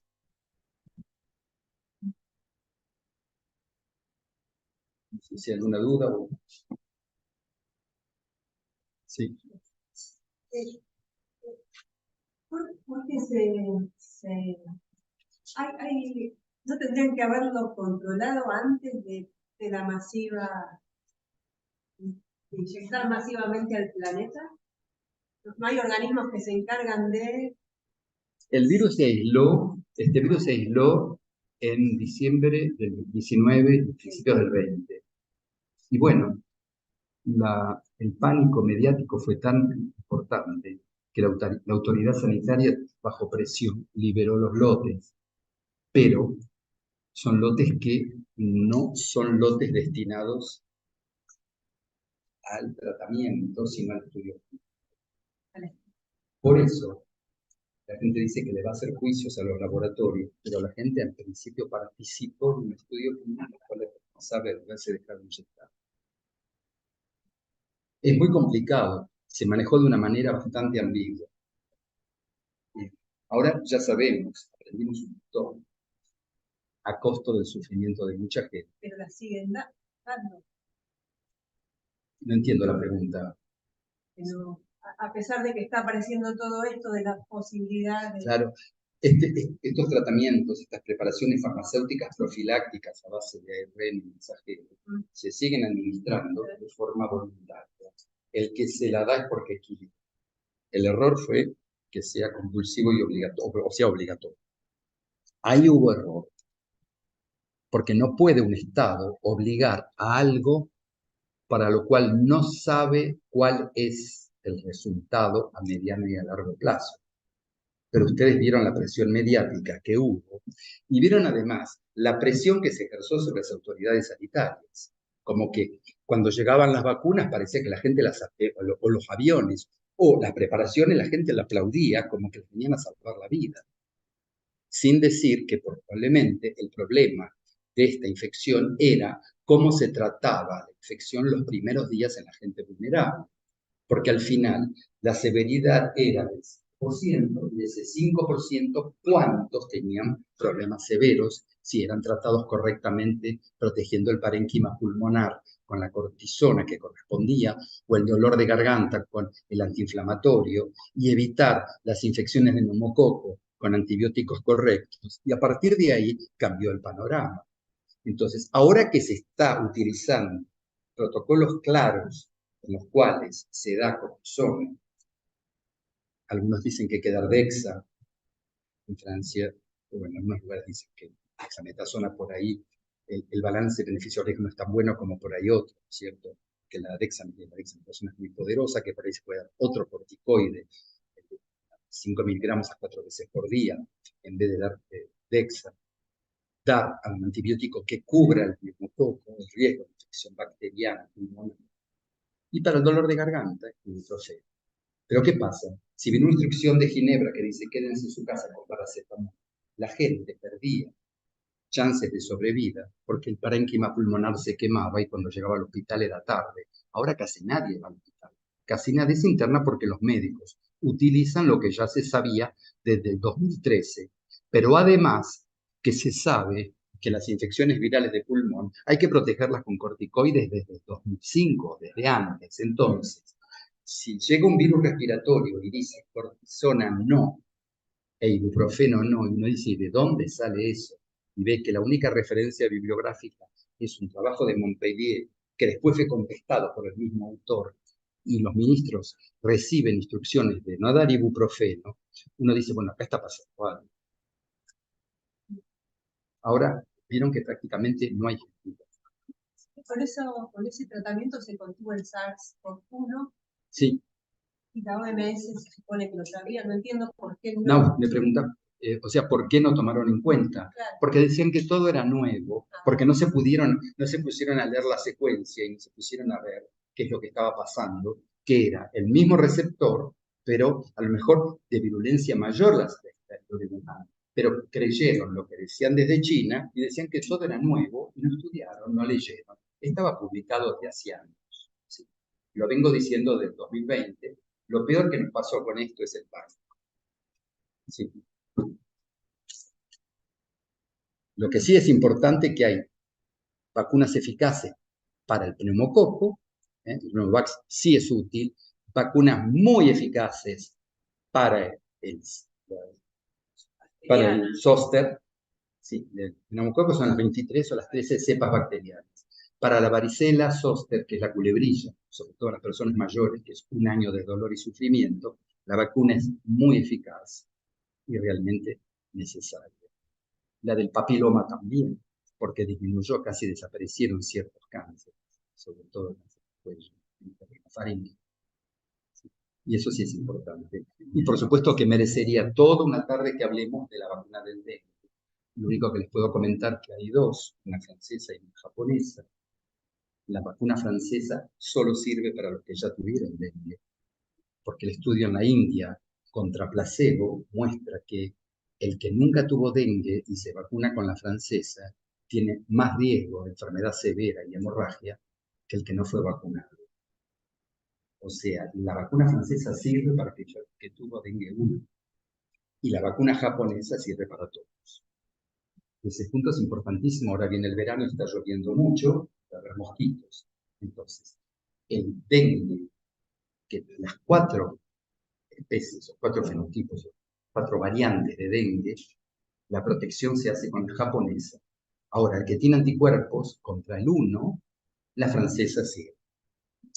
El problema es a dónde se hacen rutina medida de anticuerpos contra dengue. Y no se hacen rutina ni en los hospitales públicos de todo el país, ni en todas las provincias, es en lugares muy, muy especiales, lo cual significa que es peligroso el que no sabe si tuvo o no tuvo hacerse la vacuna. La francesa de Sanofi. Sí.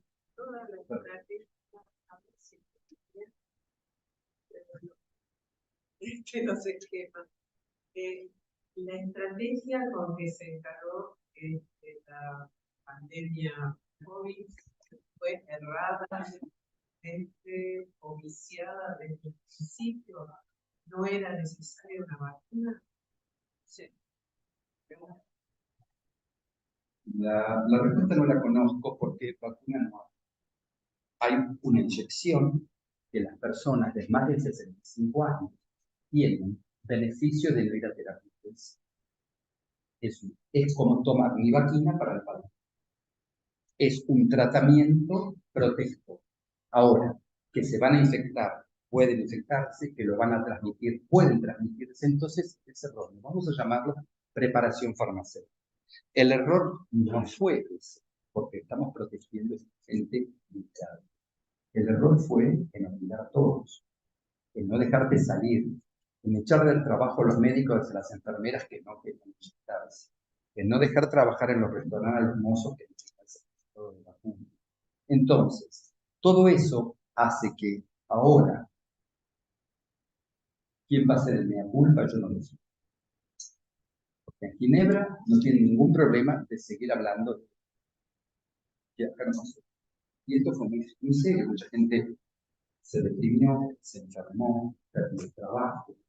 Todo esto por una especie de pánico que por supuesto el objetivo de hoy no es hablarlo era solamente porque estamos en la facultad aún decirles que los ARN mensajeros son importantes, que hay que tener cuidado, que sirvan para lo que estén contaminados con el resto del mundo, que la secuencia sea la que uno quiere y que no haga proteínas que puedan generar sufrimiento y que los controles sean. Y todo esto no se sabe todavía, por lo menos en Argentina no se hace, porque acá llegan los trabajos al aeropuerto y se inyectan. En esta facultad tenemos a profesores y tenemos académicos que utilizan el día de medicamentos acá presente. Debe saber que los chicos, los estudiantes, dentro de poco van a tener que ponerse al corriente de todo esto, porque como controlan hoy materia prima y muchísimas, van a tener que aprender a controlar esto, que hoy parece un poco chino, pero que es, no es el futuro, es mañana la mañana. Perdón, me paso la pregunta. No sé si ustedes recuerdan lo que pasó para resistir. Durante muchos años, la decisión escuchaba a las personas. Decía que podía empezar y, bueno, igualmente, además de la opción de los médicos pediatras decían que si los clientes hay dosis, un ambiente sano, un ambiente donde hay protección. Y ellos aconsejaban, yo digo aconsejaban tratar ese momento. Y después pasaron unos años y ya se sintió más.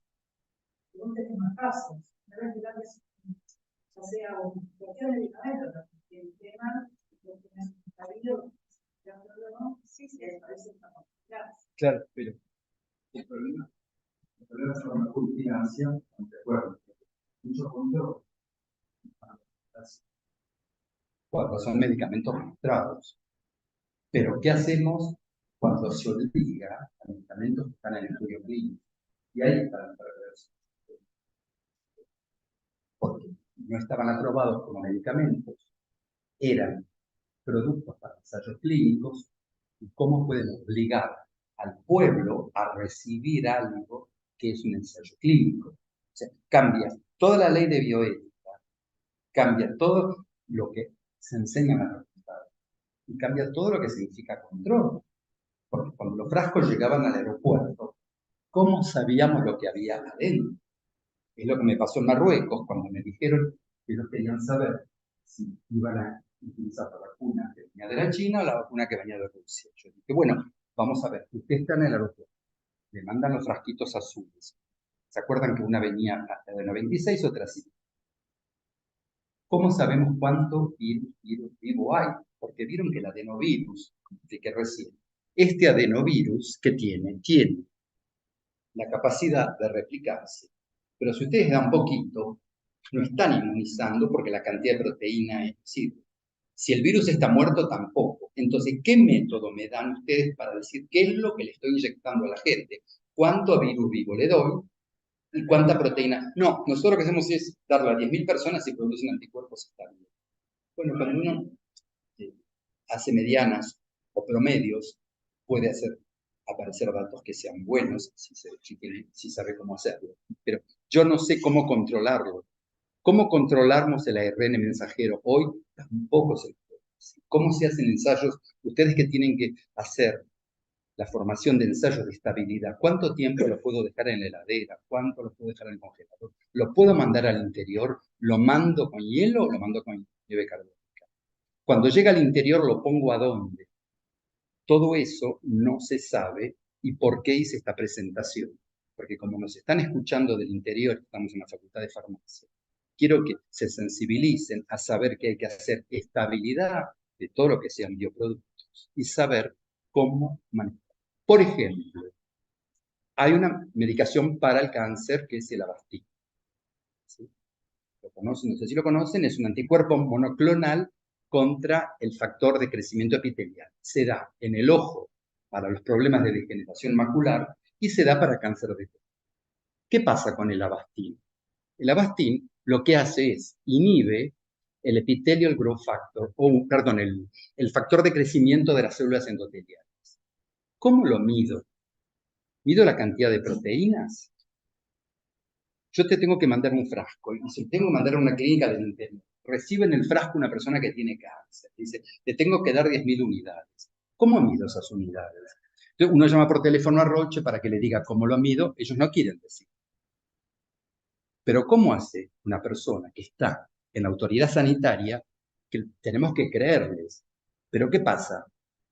Cuando nosotros estamos en el hospital, yo traté de cultivar lo que llaman células UVEC, que son células endoteliales de cordón umbilical. Se compran, uno las cultiva. Esas células son muy sensibles al factor de crecimiento. Quiere decir que si yo le pongo diferentes diluciones de este anticuerpo monoclonal contra el factor de crecimiento de las células endoteliales, me va a tener que inhibir el crecimiento. Pero era todo casero, era hecho en casa, no es un método validado. ¿Cómo hacen ahora los farmacéuticos que tengan que validar? Tiene la tecnología para eso y se forman formas profesionales para poder analizar eso desde que empezó el primer medicamento recombinante de la insulina. La insulina recombinante es otra cosa. La ANMAT tiene el método para controlar factor de crecimiento de células endoteliales. No sé, pero quiero decir, no hay ningún medicamento que se pueda usar si no está aprobado por el ANMAT. Aprobado significa una cosa. Ahora, si ustedes tienen que validar y controlar, ¿cómo hacen? Primero, en la facultad todavía esto no lo estamos enseñando. están enseñando. Nadie enseña cómo se controla el factor de crecimiento, cómo se controlan los monoclonales para la artritis reumatoide. No, creemos lo que viene en la etiqueta. Pues. Pero es una falla. No es una falla, es que es algo nuevo, para eso vengo. Son medicamentos, los ARN mensajeros. La anti-TNF se está usando ya desde hace. El anti-TNF se usa hace 10 años. Sí. Se va a analizar acá cómo el ANMAT. Porque no sé si no lo controla. Me preguntan a mí, yo lo que les digo es que hay que poner a punto todos esos métodos, pero me imagino que los laboratorios lo están controlando. Yo creo que los factores de crecimiento no se puede, porque la infraestructura de cultivo celular no la tienen para todos. Están ubicados en un edificio y que tienen que empezar en la universidad. Vengo a eso. No vengo a denunciar, sino vengo a sensibilizarlos para decir, ojo, que en la Argentina van a venir estos medicamentos. Pero entonces, cuando vengan estos medicamentos, ¿qué existen? Pero claro que existe. El problema es, el laboratorio lo da, no lo da, o sí lo da, y tienen que aprender a hacerlo. Para estar seguro, porque uno puede creer a la etiqueta o no creer a la etiqueta. Mira, yo tengo experiencia con eso, el tema de ¿Podés responder el micrófono? no, creo que está. No, pero el problema es que están transmitiendo. Tuve alguna experiencia en relación a lo que fue la introducción de la insulina recombinante en el mercado argentino y previo a su aprobación, etcétera, en el ANMAT estaban los técnicos, los cuales venían los del laboratorio y les enseñaban las técnicas, las cuales tendrían que analizar. No sé si es discutible la metodología esa, porque no está en manos del laboratorio de Torres, pero de algún modo el conocimiento se genera. Si algo de eso no era correcto, yo creo que el personal de la institución tiene que estar capacitado para encontrar esas fallas, esas técnicas. No pueden, ¿no es cierto? Estamos totalmente de acuerdo en todo lo que tienen que hacer. La la podéis usar por reunirse. No importa la actividad biológica específica, siempre. Podés hacer algunos lotes o al azar. Pero factor de crecimiento, ¿qué reunión? Por ejemplo, no, porque vos cambiás un aminoácido y por ahí te da el radioensayo, porque es una ELISA y es una actividad biológica. ¿Cómo sabés si vos no tenés cultivando células bacteriales, si esto va a parar o no una metástasis, porque está parando los vasos que se están metiendo en el... ¿Me entendés? Entonces, los bioensayos, todo un tema, y yo lo que les vengo a explicar hoy es que hay nuevas problemáticas que hay que pensar desde acá, que es la facultad. Que hay que pensar cómo vamos a hacer para controlar lo que venga o lo que se haga, porque en biotecnología el interferón sí se controla. El factor de crecimiento de los MCS hace 20 años o 15 se controla. La insulina se controla. Se pueden hacer ELISA, pero ¿qué haces cuando lo que te están diciendo a vos, si sirve o no sirve la actividad biológica? Te lo cuento muy simple. La toxina botulínica, que tanto se usa para las arrugas, que es el Botox, empezó como un producto para el blefarospasmo. La gente quedaba con los ojos así, totalmente, o con lo que se llamaba el calambre del cuello. La indicación farmacéutica era esa, no era. Entonces, se envenena la terminación nerviosa y se relajaba el niño. A mí me dicen, queremos que nos hagas un estudio de factibilidad de una toxina francesa. Entonces, la hicimos y vamos viendo, pero esa daba fantasma. Y no había actividad. ¿Cómo se medía? Por cuántos ratones se morían, porque la toxina nos tiene que matar. Más estaba limpia, menos se morían. Resulta que la toxina son dos cadenas con otras hemaglutinina alrededor, que si está sucia, se te va a pegar al receptor entre la neurona y el músculo, y si está limpia. Entonces, sin actividad biológica no hay. Lo mismo es para él. Ahora, los ARN mensajeros es diferente porque, como vimos, puede haber otras especies, porque se fabrica con la fotocopiadora que se equivoca, y tenemos que decidir qué es lo que hay adentro. ¿Sí? Por eso, lo de hoy, que nos sirva de base para seguir discutiendo qué es lo que los farmacéuticos, directores técnicos, los farmacéuticos investigadores tienen que entender que es el control de un medicamento, porque no es lo mismo una materia prima sintética que un bioproducto, y no es lo mismo que un factor de crecimiento, y no es lo mismo un ácido nucleico. ¿Entiendes? Eso es lo que yo quería explicarles hoy. Es mañana a la mañana la que nos espera o la que les espera a ustedes. Porque no puede ser que vengan frascos y uno no sepa lo que hay adentro. Haya gente que se cree que recibe un tratamiento, que recibe o no, y cómo se puede validar. Una pregunta aparte de si uno, en el caso de la vacuna de herpes zóster, si uno ya tuvo 3 veces, Simple se puede repetir muchas veces. El zóster en varicela y después se reactiva como zóster. Entonces, si tuviste, era herpes simplex. No creo, no tengo antecedentes de reactivación múltiple del zóster. Lo que sí, la vacuna del zóster puede proteger de la recidiva severa de zóster, o sea, de la culebrilla que te dura un año. Como la del papiloma, que puede también tener efectos benéficos en, probablemente, estudios están en curso, en profilaxis secundaria de cáncer de cuello, cáncer rectal y problemas de rinofaringe.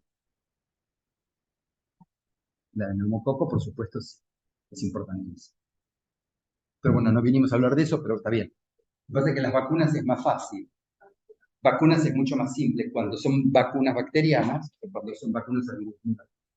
Cuando hay ácidos nucleicos y cuando hay proteínas que medir es una actividad, no es un aparato el que te la da, es la actividad. ¿Y cómo medir la actividad? ¿Sí? Bueno, para ciertas cosas tenés la célula UV, para otra epitelial, y todo eso hay que calibrarlo y validarlo en cada país, en el cual sea responsable de la salud. ¿Está bien? Muy bien. Bueno, entonces, gracias. Muchísimas gracias, Pablo. Quería decirles una cosita. Los que estén interesados en que se les haga un certificado, pueden mandar un mail a Extensión Universitaria y se lo preparan. Gracias. Gracias.